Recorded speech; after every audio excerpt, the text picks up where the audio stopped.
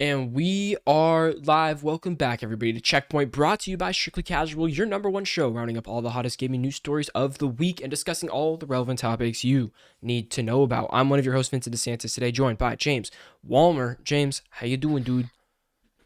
We're doing great. Good. It's a good day. Good. It's a great day. Absolutely hauled ass yesterday on a lot of shit. Yeah. So. Good. Today's my haul ass day. It's going to be a wild one. Wow. It's going to be a wild one. Good luck, Vin. Thank you. Audio listeners, thank you for listening. You can find us on youtube.com/strictlycasual. Yeah, just like that. Please hit us with a rating on audio platforms and subscribe. It helps us out a lot. We have some other stuff going on in the channel. We just recorded a collab yesterday. That'll be announced in the next couple days here and hopefully go live next week. So you'll want to keep tuned. Stay tuned for all that good stuff. And then we just got the TikToks and the YouTube shorts on lock right now. We've just been posting those bad boys. Yeah, we do. They've been getting a couple thousand hits on YouTube, which is really nice, each one. So that's been sweet. And then yeah, just our regular doodah. Ryder right now is at the Thor Love and Thunder marathon, where he goes to the theater at he went at 7 a.m. and it's all 4 movies in a row up until Love and Thunder tonight. So that's crazy, considering only half of those movies are good. Yeah, you'd be able to get good naps in, you know, throughout all of them. You're really just doing the pre-sleep until Ragnarok. I would really just try to get in there for some, like, a couple cool scenes I might want to see on this big screen again. That's about it. And then just see Love and Thunder. I'm just not a big movie rewatcher. Unless there's a certain gap. Okay, so there's two exceptions to my movie rewatching. Is normally I don't rewatch movies unless one, it's been like a significant amount of time, like more than a year. Or number 2, I'm watching it specifically, I want to experience it with another person. So like say this was me with long pause. Oh my god, this is why I watched Endgame so many times. Oh, because you want to see because I watched Endgame at school and then I watched it with my buddies. Yeah. And then like it would be one person to be like, oh, like so many people came up to me, they're like, yeah, like I want to see Endgame, but I haven't seen it with it. Like no, everyone's already seen it. So I'd be like, all right, I'll go watch it with you. Yeah. And so I ended up watching that movie like 4 or 5, maybe 6 times because like every time it was someone else who hadn't seen it. Yeah. If I'm rewatching a movie, I love showing that movie to people unless that movie has like, I don't know, a large amount of value you can pull from it that second time. Like, you know, like I'm not watching it for fun twice, but if there's like something I feel like I want to go back and like revisit, then I'll rewatch it. But that's a rare instance, you know? Right. Super rare. James, what games have you been playing this week? Vincent, I finished Nier Automata. That's right. 2. So I did the first playthrough a while ago, and then I was watching a Rasputin video on when games should end, and he was talking about Nier Automata, and he said that like the majority, like the differences in the trophies, like you get a trophy each time you complete the game, and so the first the amount of people have the first trophy is like 80-something% of players have this trophy, but then the drop off to the next trophy for the second playthrough is like only about 30 to 40%. Whoa, yeah. And so I was like, wow, okay, I don't want to be in that percentage. I'm just gonna haul ass. And I didn't realize that I was so close to the like I was about probably 3/4 of the way through my second playthrough. Okay.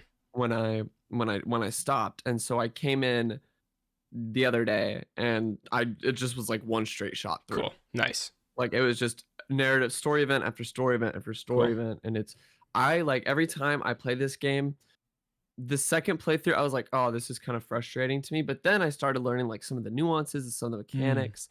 Like so for example, the second run through you play as 9S, who's kind of like a tech guy. Instead of doing a lot of like melee attacks, he hacks a lot of enemies, and it'll put you in like a top down bullet hell shoot 'em up. That's kind of cool. Yeah. And so every time you fight an enemy, any sort of enemy, it puts you in that game, and you'll do that multiple times to defeat enemies. But what I didn't know is you can hack enemies and control them, or you can like make them fight each other, or you could just make them explode. And so there's this whole arena that was a part of the DLC for the game where you can take all these robots that you took control of in the past, and you can put them in an arena. And do like wave-based combat based from like all these that's pretty robots cool that you've. It's really but is cool. That part of the mission, or is that like part of the story, or is that like or No. you go there, or is that extra game mode kind It's of thing? just like it's just an extra game mode sort of thing where it's Sweet. not you don't access it from the menus, but you like go through this waterfall and Okay. there's an elevator that takes you down, We love. and it's sort of like a side quest thing where you go down the elevator and you like there's a Mhm. whole like underground arena, Okay. and the guy talks to you, he's like, hey, do you want to enter? And I was Hey. like, yeah. It's like in Final Fantasy VII. There's an arena in there, but you can go back to that arena at multiple points, and there's different Hmm. things you can do. Pretty cool. Yeah, you can kind of go back whenever. Yeah. And there's like multiple waves, and every time it gets harder. That's awesome. Anything else Fun. you've been playing? I've been slacking on Apex this week. Haven't got back into Death Stranding. Yeah. I finished Until Dawn. I don't know if I talked about that on the show last week. Yeah. And I played a lot of The Quarry, so I'm on like chapter 8 of The Quarry. Do you have it I now? finished Did you that with buy my it? buds. No, I don't. I Oh, didn't okay, buy it. okay. I'm playing with my buds. Got it. And so they're I'm playing on like his PlayStation 4. Sure. And it looks great even on PlayStation 4. Yeah. I'm really surprised. I mean, I still think about playing Uncharted 4 and God of War Ragnarok or God of War 1 on PS4. Like, I was like, I know. that's crazy to me.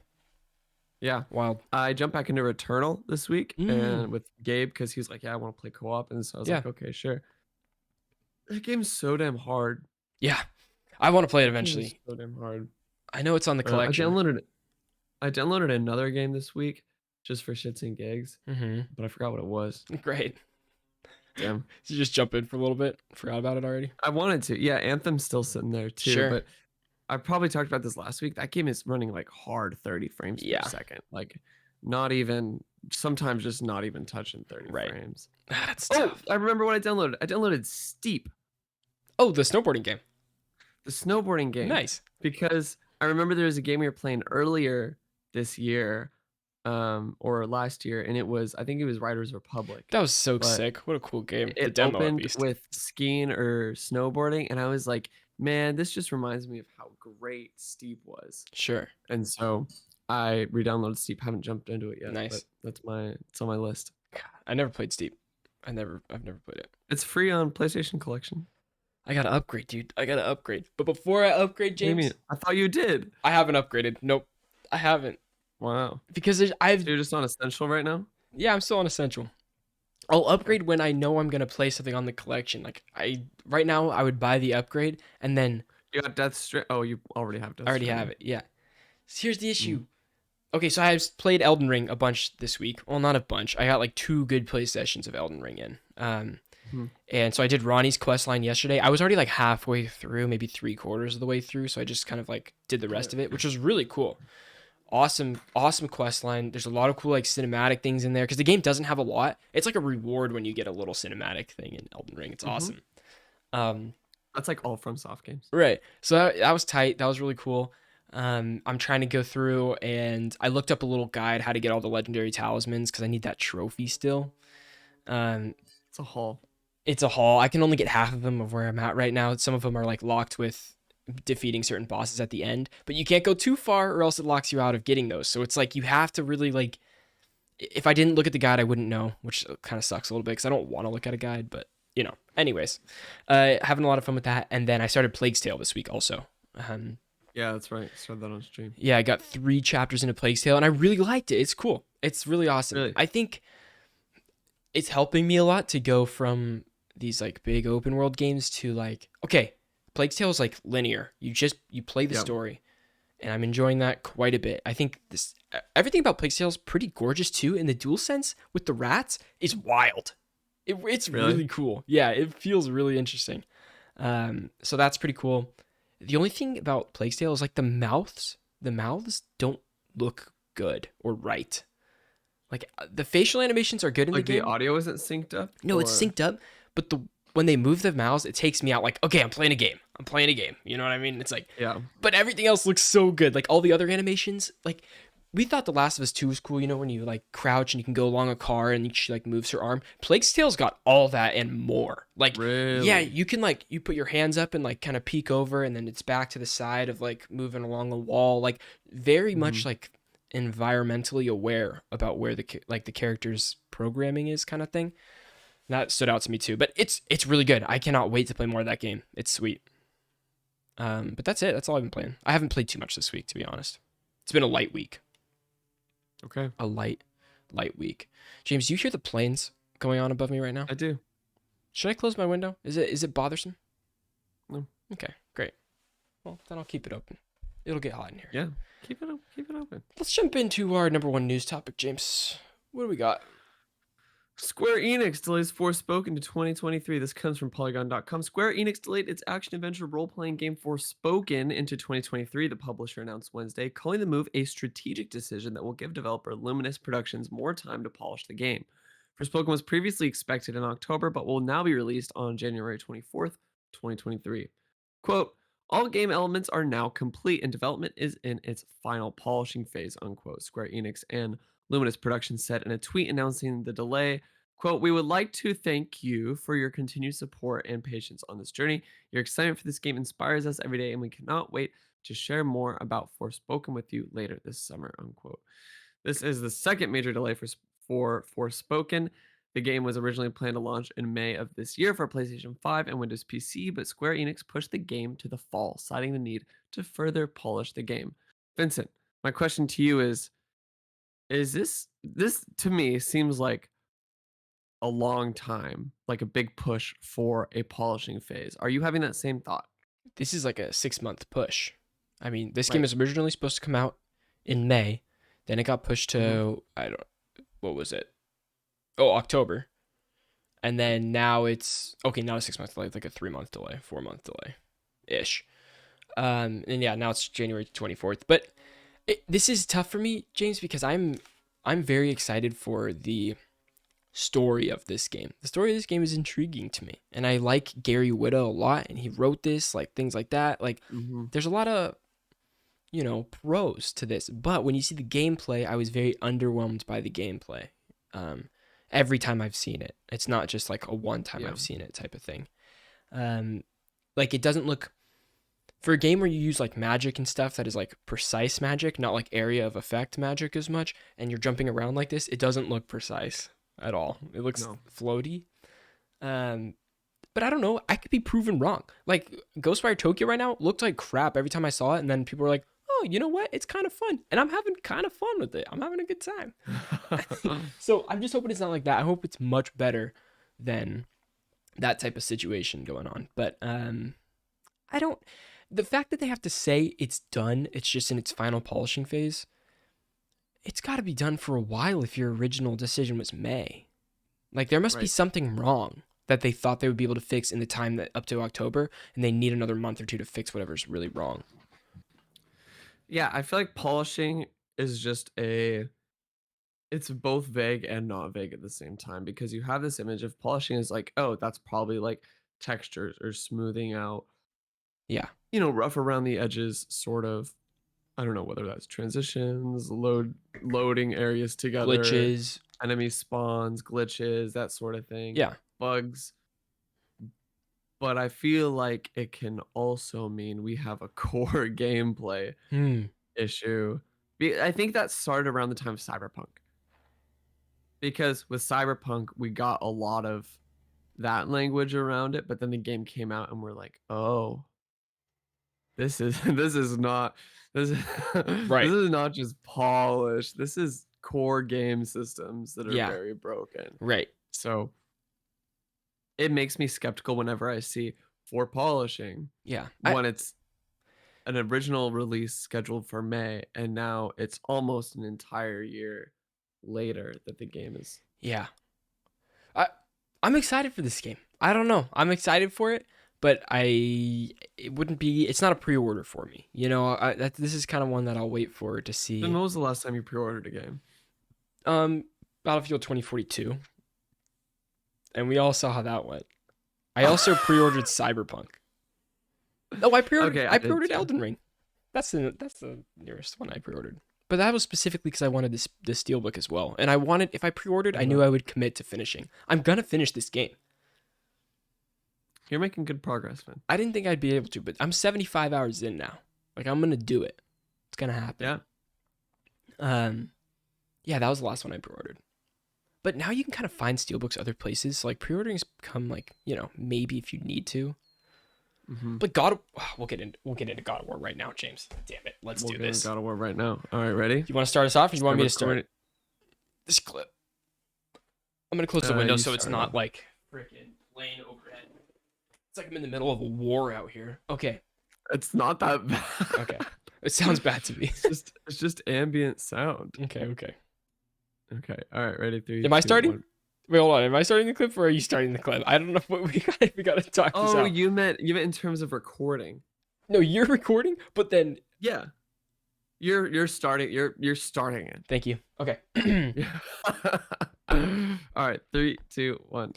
It has been months and the God of War Ragnarok release date is out, baby. God of War Ragnarok is the sequel to 2018's what? I said yes, sir. Restart. Restart the clip. James, you start this. Because you just Okay. you start and then throw it off to me like halfway through the bullet points or something. All right, okay.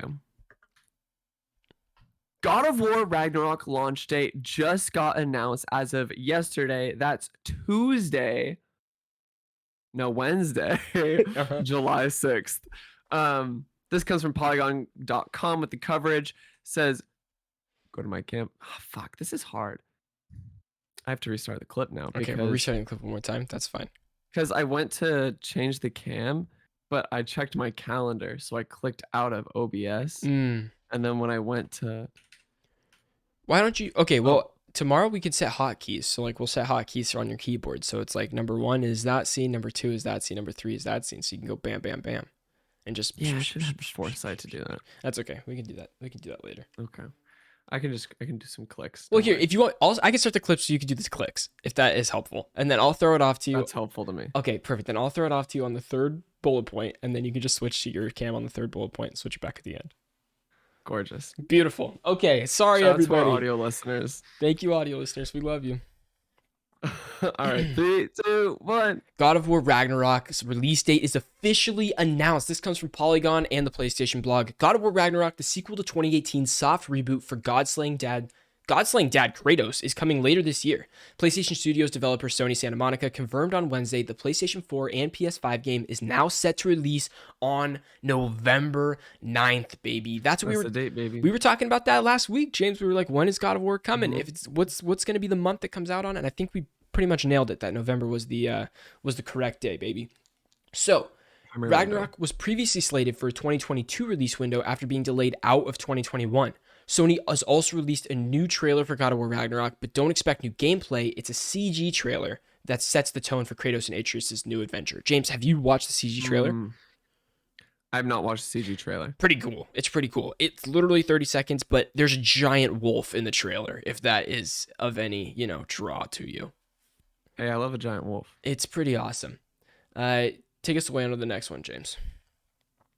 Sony and Santa Monica Studio also unveiled a variety of editions for God of War Ragnarok, which range from the standard edition, which costs $59.99 on PS4 or $69.99 on PS5, and a launch edition that includes risen snow armor and tunic cosmetics for Kratos and Atreus.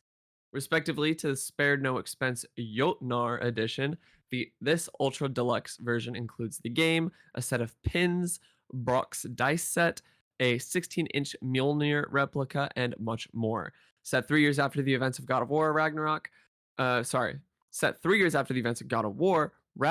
see Kratos and his now teenage son Atreus take on gods like Thor, the god of thunder, and Freya, the protagonist's former ally, in their search for Tyr, the Norse god of war. God of War Ragnarok is said to be the finale of the franchise's Norse saga, which started with 2018's adventure for Kratos and Atreus, God of War. Let's go, James. I'm so freaking excited for this. Like, I didn't realize, like, when the release date launched, like, I knew I was excited for the game, but now it's like, it's in sight. It's happening. Like, we get to play this game this year. Yeah. The first one rocked my world. I shit you not. It really did rock my world. It's an incredible game. Here's what I'm a little bit bummed about seeing the collections is I am a big fan of when PlayStation does their Steelbook Artbook combination that is usually $10 to $20 more than the game. I have it for Last of Us, Horizon. There's like Uncharted, like all these like big games that they have. I love the artbook that's the same exact size. Now I have the artbook for Sifu, like stuff like that. And I'm bummed that there's no physical artbook in any of these. There's a digital artbook. There's a mini artbook. Digital. No. Is it on a physical one?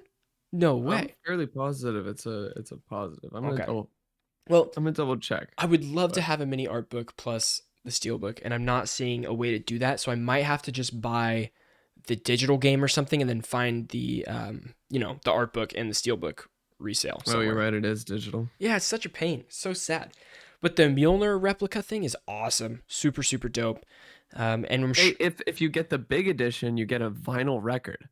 It is cool. I did watch the unboxing thing. The vinyl record's dope. I don't have a vinyl player, James, so I would be out of luck on that one. I'd be pretty out of luck. So November 9th, I'm sure we're going to get more gameplay and another trailer. We'll get a trailer like right before it drops, but I'm sure we're going to get a chunk of gameplay at some point before this happens.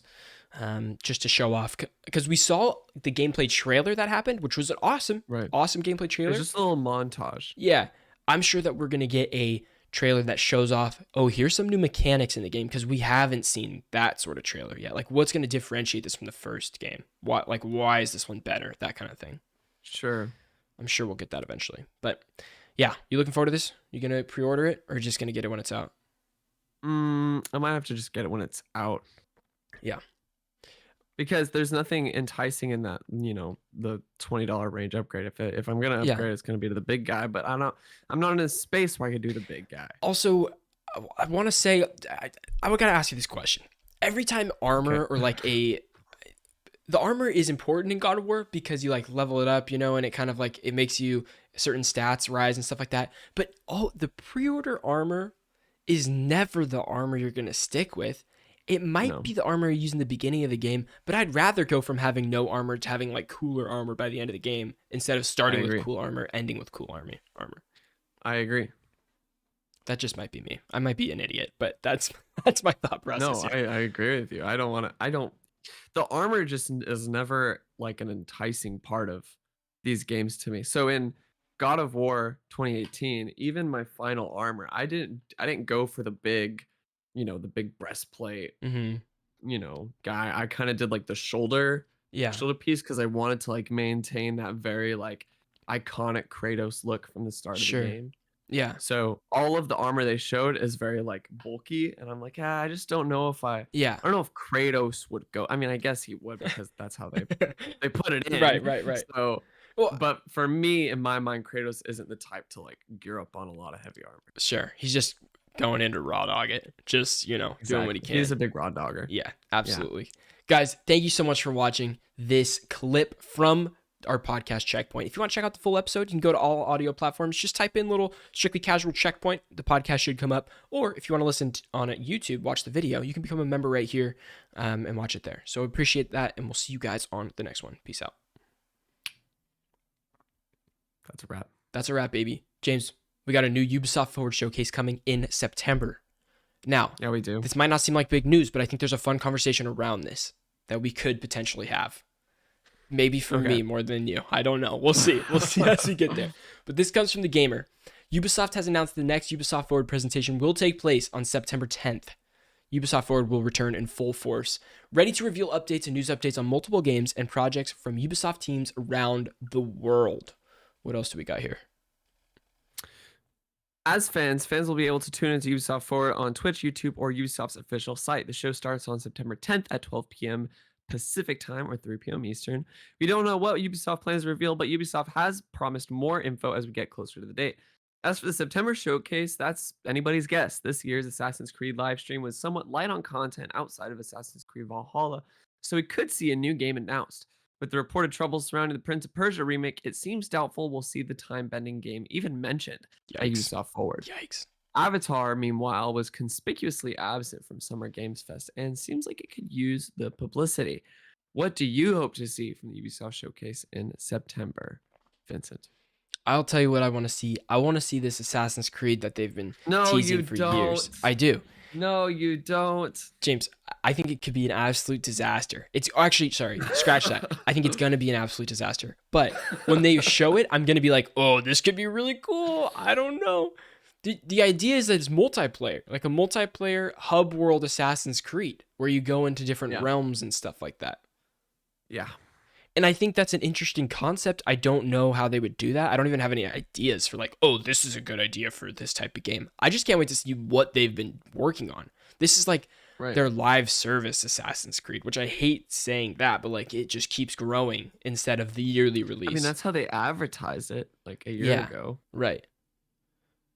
I wonder, you know, I bet Tom Henderson, my favorite leaker now, is sitting on some info on this, you know? Because we got some other big leaks this week too about the new Modern Warfare and all that. But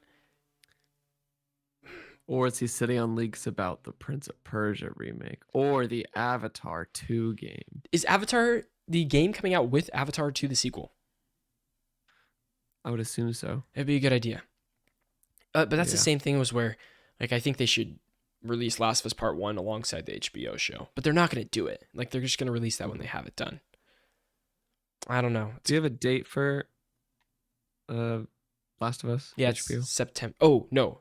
Last of Us HBO is, they said early 2023. Okay. But I don't know. The composer said it would come in this year, so who knows? Are we also going to get the Division free to play? Oh, Heartland, I'm sure. Heartland? Yeah. That'd be tight.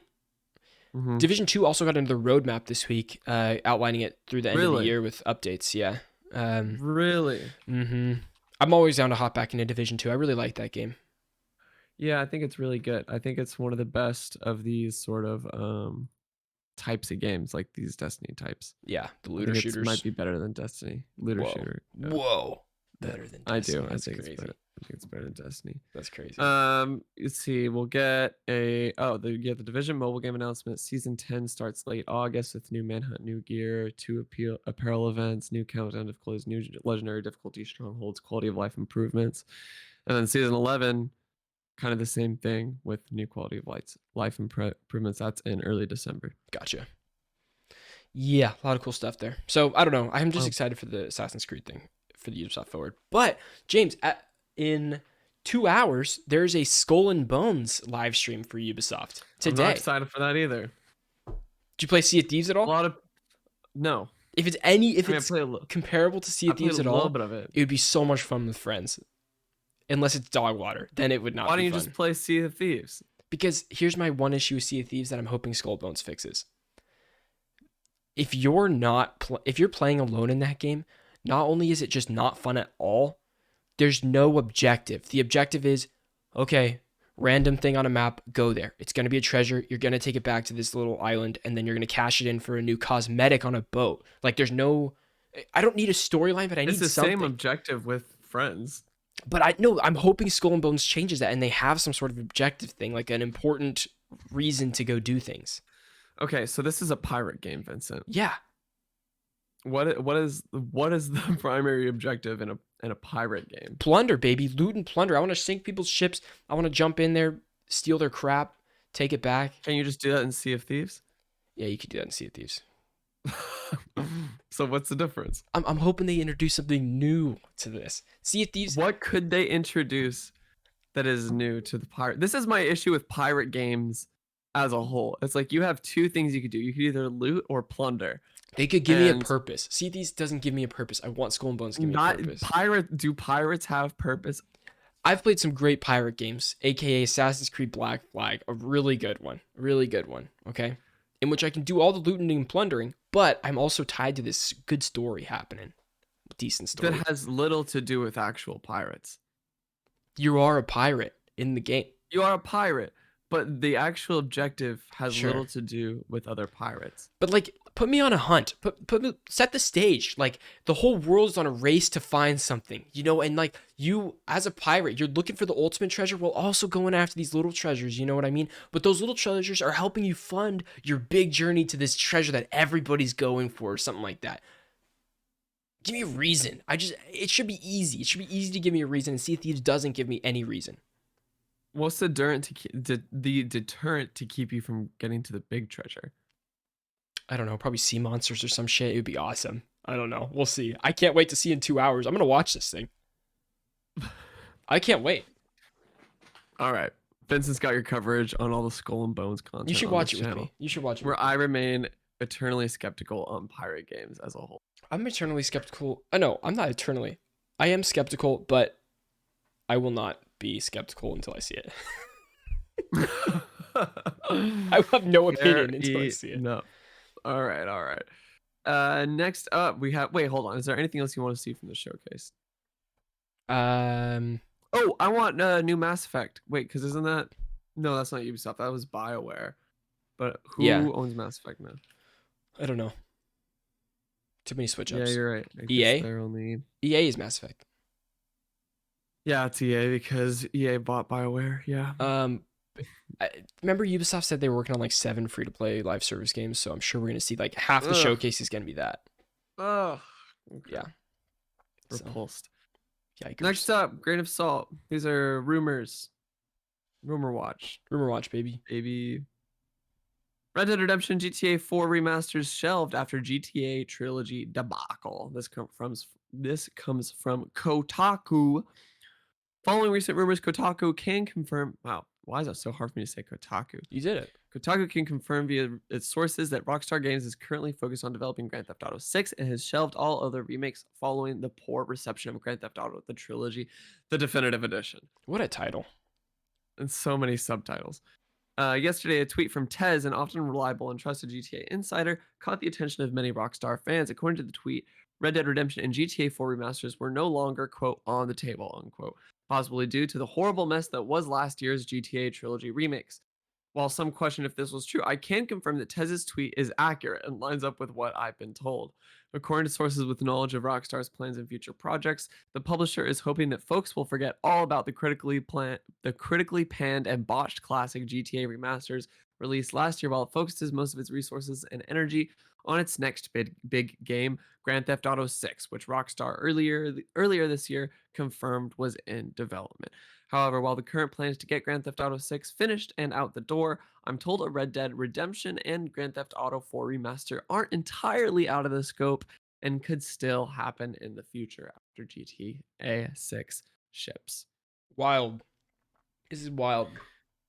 My expectations for GTA 6 are unusually low because of the president and co-president leaving the brothers leaving Rockstar. The brothers leaving Rockstar. I didn't think about that. Yeah, Dan Houser. Yeah, it was Dan Houser. And what was his brother's name? Did his brother leave or just Dan? I don't know. This is interesting. Yeah. I don't know. I'm excited for GTA 6. I would like a Red Dead Redemption remaster, but I don't need it. But I'd like if they did to Red Dead Redemption 1 what they did to Last of Us, is change the first one into how the second one plays and then release that. I'd play it. That'd be dope. Okay, so Sam Houser is still the president of Rockstar Games. Okay, but his brother Dan left. I remember we talked about that a while ago. Mm-hmm. We did. A long time ago. That was probably a long time. Mm-hmm. Maybe the first 10 episodes. He went to Oxford. Wow. Yeah, expectations are low. Hopefully they can bounce back from the atrocity that was Grand Theft Auto, the trilogy, the definitive edition. Yeah, I'm sure they will. Again, stakes are high, expectations low. Because if GTA 6 is not good, Rockstar's kind of done, I think. I think they could bounce back from a failed GTA 6 with the amount of money they've made from GTA 5. I think GTA 5 has probably funded GTA 6 production plus triple. You know what I mean? Like, it's made so much money, I think they could still be on their feet. Bounce back in terms of reputation, not in terms of finances. Right. They would be fine. They wouldn't go under, but reputation-wise, you're right. Their reputation would absolutely plummet. Mm-hmm. Yeah. Man. Because if you think about their last couple games, it goes Red Dead 2, then Red Dead Online, technically, which is a failure, pretty much. They kind of said it didn't get traction, so they moved on those people to something else. Right. And then we have, the trilogy, which poo-poo. Everybody did not like that. And now they're on this. We'll see. Yep. I don't know. Where's that Bully remaster? I don't know either. It's not happening. Do you know what I really want, though? Oh, just kidding. That's not Rockstar. Just kidding. Oh, yeah, Midnight Club Los Angeles. That's what I want. That is Rockstar. Yeah, I don't know if that's happening either. Midnight Club Los Angeles was the best. But it's just a racing game, and the GTA is basically a racing game as well, so it's fine. Yeah. Dude, I saw a this is a little off topic. I saw a map of the US with the most popular game of each state, Mm-hmm. and like at least 50% of the country, the most popular game is Grand Theft Auto 5. I believe it. I believe that. That's crazy. So many people still play this game. Yeah, it's huge. It's huge. Were you ever a big GTA 5 kid in high school? Never. Really? I kind of skipped it, and then I always felt like it was too late to get in. I've played it since, but like I haven't finished the story of GTA 5. I've played some online, but never big into it. I know it's great. Player counter of GTA 5, 100,936 concurrent players. On Steam or across all online. 100,000 is huge, dude. That's way more than Battlefield's 3,000 concurrent players. All over the world in real time. That's a lot. It reached 163,000. Probably for a new update or something like that. It reached 163. In April 2022, it reached 153,000 concurrent players on Steam alone. Any game that launched would be very happy with half that. Uh-huh. It's crazy. Or not half that, but, less than that.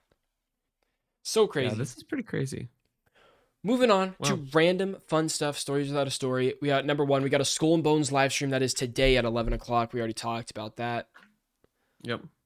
We got a bunch of games coming to Game Pass today.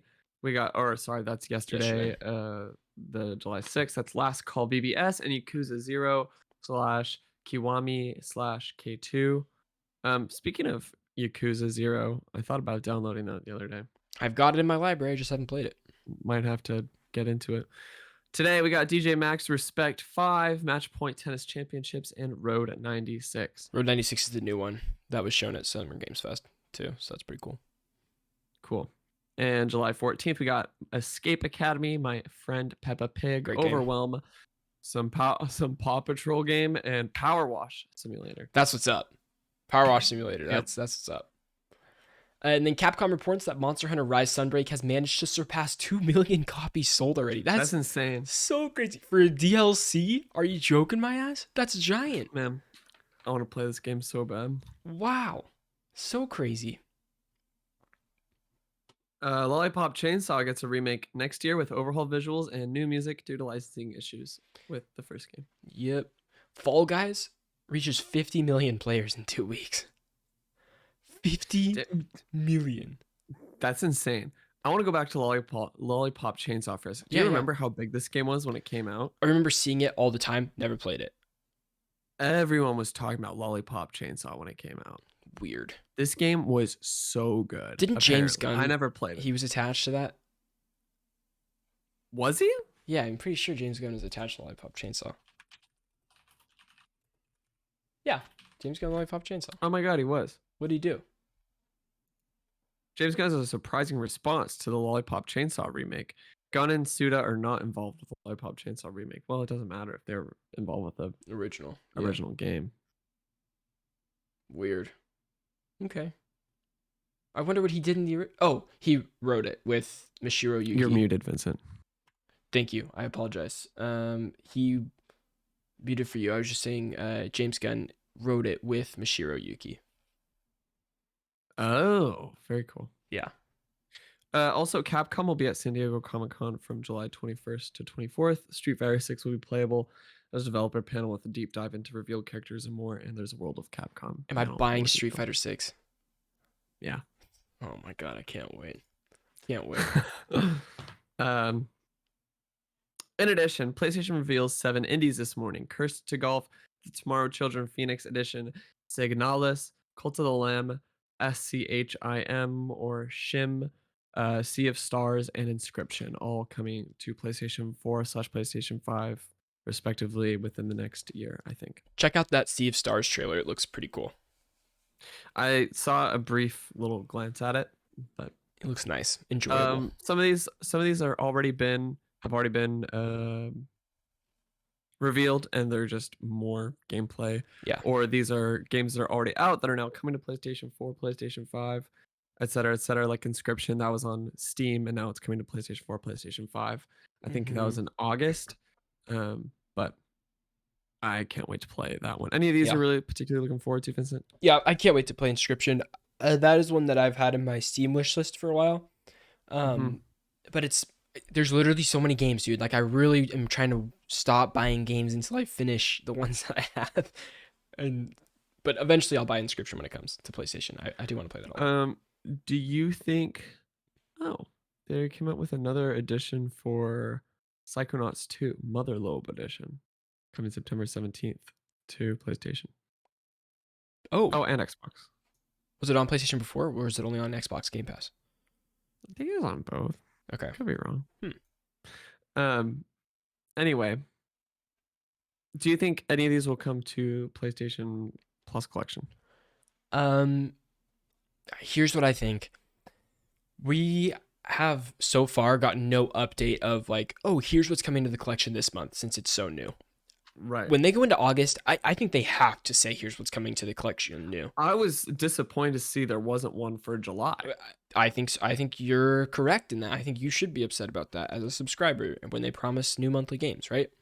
Mm-hmm.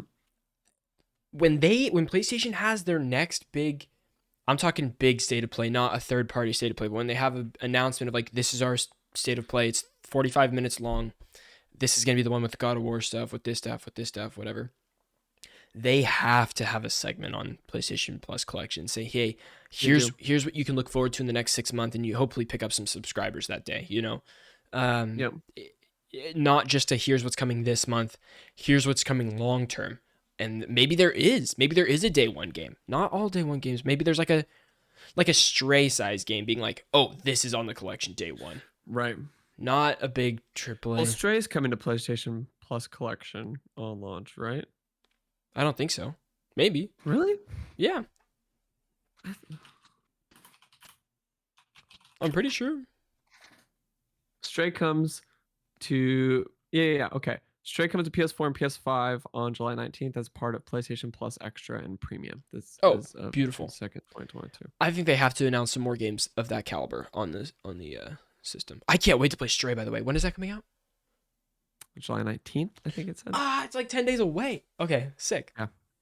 Tight. Can't wait for that. Okay. Vincent, next thing is UK's competition. We got UK's competition of Markets Authority to investigate Microsoft proposed Activision Blizzard acquisition. The deadline for this decision is September 1st. So is some shady shit going on in the business deal or what? It's just it's making sure it's like a fair acquisition that like no one's getting gypped. Got it. Yeah, that's fair. That's fine. Yeah. Both E3 and Summer Games Fest will be in person next year, which means we'll have some competition. We don't know what that's going to look like in terms of dating, things like that. Ryder messaged us on Twitter as we were doing the show, and he said, We're effing going, full stop, holy shit. So, maybe Strictly Casual takes E3 next year. That'd be pretty fun. See. That would be fun.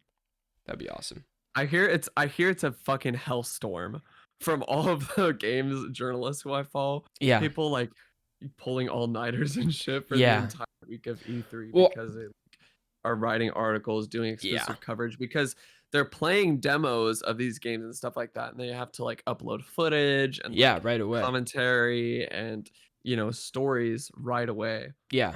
This whole week. So hello, I would love to go and represent someone's brand at E3 and do coverage. I can kind of write, but I can also play games and record you. I can hold the camera. There it is.